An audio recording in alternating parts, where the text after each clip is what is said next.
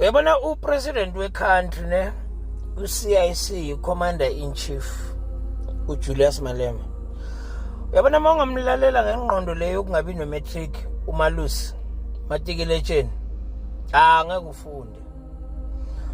Or umlaleliswe ama wrong decisions owenzile empilweni yakho, and now they are catching up with you when you are old, you are crying government. Your life will never change. Or umlalele ngendlebe leyo ukuthi wena sonabantwana abaningi sokumthwalo ubaby daddy ukubalekele wara angeke ufunde kule ndoda. Uzu Julius makakhuluma ngendaba yama foreigners uthini like this guy uthi because these guys are already here, the borders are uncontrollable, they are open. Even if you can deport them today, uthi Julius, next week they are coming back. Mara, because mamlalela, that to you does not make sense. You don't use logic. Ufuna wa deport abantu babuye. Uthi for that fact, let's document them so that we have control. Yabona?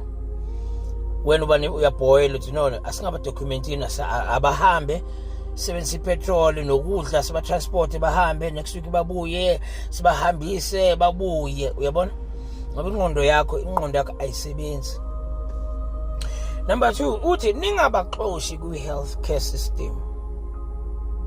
Ngoba uJulius uzokushaya angeke wazi ukuthi i-scientist, udoctor, i-lawyer, isangoma, prophet. This guy is a combo all in one. Uthi kwi-health system man baxosha, right?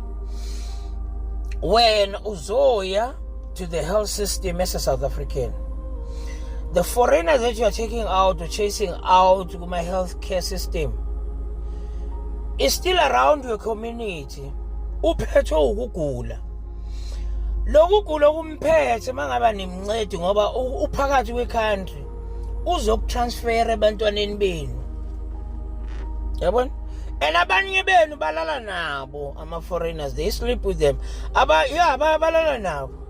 So whatever that is in their health system can be transferred to South African. So to minimize the damage, bancedeni basesela. Angithi alifuna ba document.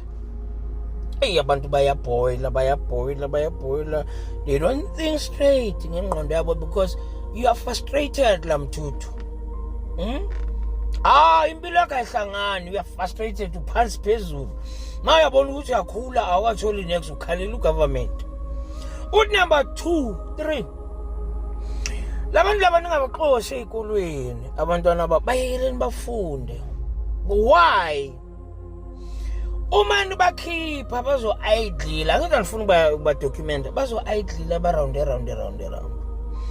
The very same people that you are chasing ezikolweni, they are going to come and do more crime. Asali ukuthi khona ama foreigners akhona agangayo, but it's gonna be worse when you remove them from educational system. But once they are in the system, their thinking and survival will be different. Hey manje now uyaphayiza, angithi uyaphayiza. The only thing oyazi you comment ku TikTok ulamthuthu. Ukuthukana ku TikTok awuna next.